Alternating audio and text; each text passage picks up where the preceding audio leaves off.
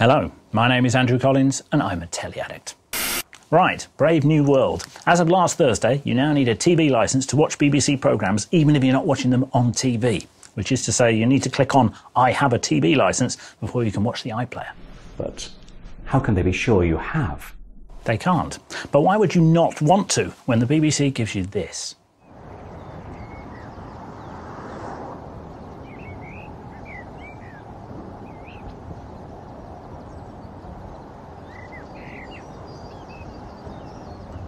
I hope you don't think I'm being ironic here, because if you don't know me by now, you'll never know me. This is BBC 4 once again proving that it is the most consistently vital of all BBC channels.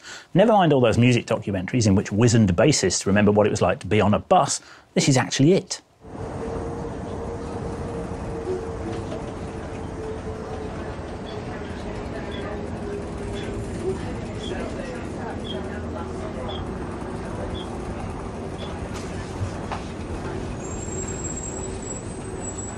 All aboard the country bus was a 2-hour real-time journey, and I don't mean an emotional journey or a figurative journey, a journey on a bus from Richmond in North Yorkshire across the Dales and past the Ribblehead Viaduct. Look.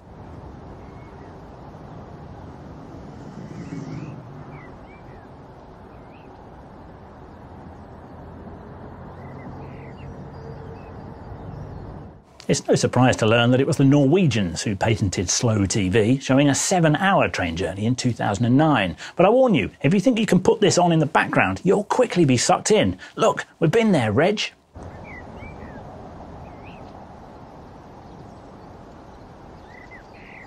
Well, now we're all suitably mellow and at one with the world, I think we're ready to address one of the more vexing things paid for by the TV licence.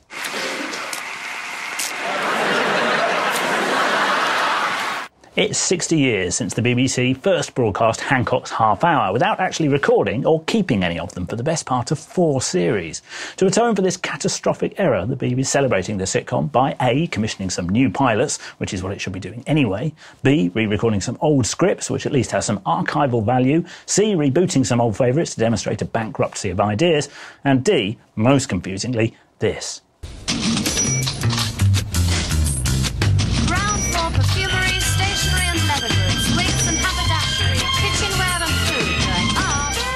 Now, I got in at the ground floor with Are You Being Served, created by Jeremy Lloyd and David Croft in 1972, and its theme tune gives me a powerful Proustian rush. But the best way to celebrate it in this questionable anniversary year? Show a classic episode? No. Go to the not inconsiderable expense of producing a brand new karaoke version. I've not had lobster since Mr. Akbar's flat warming. And then it was covered in so many spices my pussy had a sneezing fit. It must have been a hoot for the preeminent cast and for seasoned Benidorm writer Darren Litton to affectionately revive a show some of them remember from childhood. But I have a question. Grace Brothers should move with the times. It's 1988.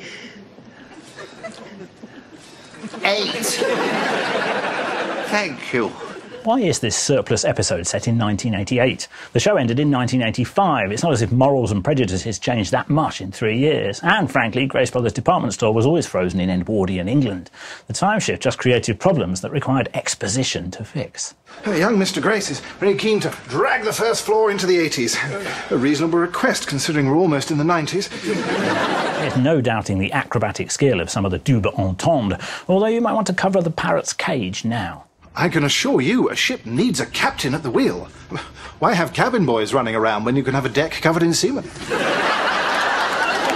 As someone who knows how difficult it is to write sitcoms and to get them commissioned, here's one I wrote that wasn't commissioned, I find it hard to criticise the work of others, but I just didn't get this. I mean, I get the jokes, pussy, cat, pudendum, I just didn't get why this thing was on my television. Conversely, I know exactly why this thing is on my television. Right, people! Oh, hang on. Right, people, I've got a message for the world. Do not fear fats. Your body needs healthy fats, and this recipe, my baked eggs and avocados, will be right up your street. Fats me up, baby! I've watched that clip about 20 times. Does he say, fax me up, baby? Joe Wicks is a Jesus-head diet and fitness guru with a genuine Surrey accent who's already an Instagram superstar like most new presenters on TV. I have no complaints about my existing Jamie Oliver, but they sent me a new one anyway. Slice it up, sprinkle it on top, a little bit of fresh chilli, and bosh, that is a lean and healthy, fats me up breakfast. That is naughty.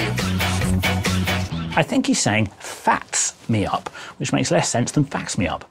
But the guy's a whirlwind of self-confidence and bish-bash bonhomie, and assuming he's not the creation of a brilliant character comic and the whole thing's not a gigantic hoax, I quite like him.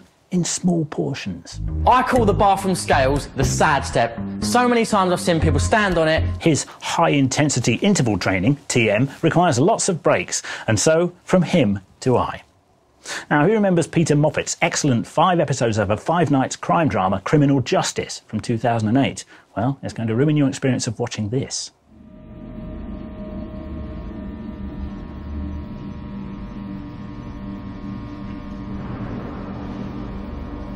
Remember what he said in the car? Is she dead? HBO have taken what was an involving, parochially British trudge through the legal system and given it the homicide life on the street treatment, or streetment. I'm not quite sure how writers Richard Price and Steve Zalian can claim to have created it, but they've done a splendid job of turning up the operatics.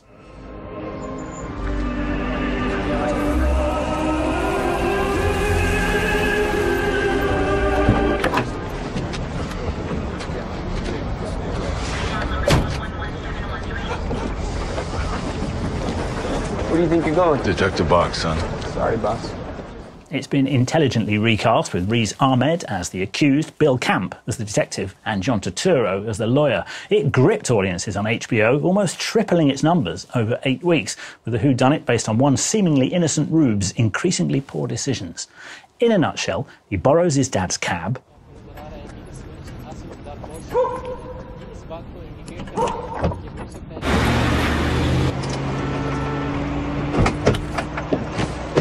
Yo, guys, I'm off duty. What?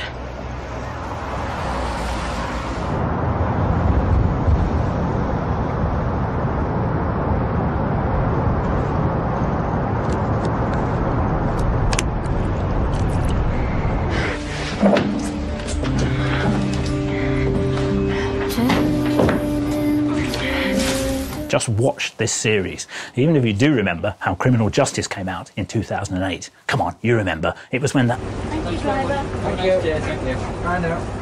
Now I bend the knee to Victoria on ITV. Created by novelist, producer and anthologist Daisy Goodwin, it covers the same ground in the early life of our second longest serving monarch as the film by Julian Fellowes, whose Downton slot is intended to fill. It is my sad duty to inform you that the King breathed his last at 12 minutes past 2. My poor dear uncle. May God have mercy on his soul.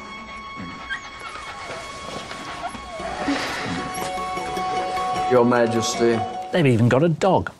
Though equally Hepburn-necked, Jenna Coleman looks younger than Emily Blunt did in the same role in the film and plays the Queen Vic as more of a constitutional brat, which gives the show spirit.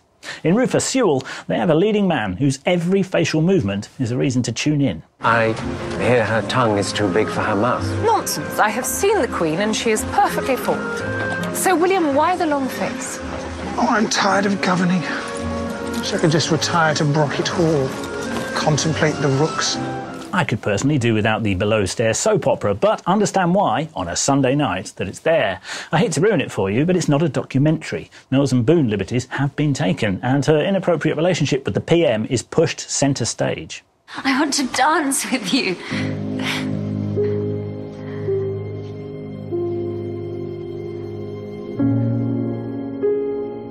Not tonight. Oh, and I'll be reviewing Poldark in full next week. But we didn't have to wait long in episode 1 for the Poldark moment.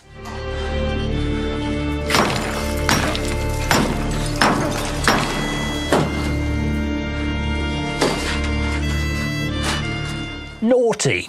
20 minutes in. Your Moment of Zen comes from John Bishop's new long-form chat show, In Conversation With, which kicked off candidly with James Corden. For a man who talks for a living, Bishop proves equally good at shutting up, and you get gems like this story about the birth of carpool karaoke.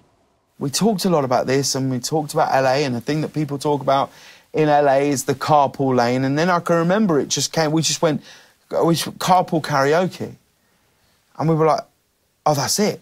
Oh, everyone's going to want to do this. and no one did. Like, no one. Thanks for watching. Make sure to subscribe for the latest Telly Addict and more videos from UK TV. You can also check out last week's episode and see what was on the coffee table. See you next week.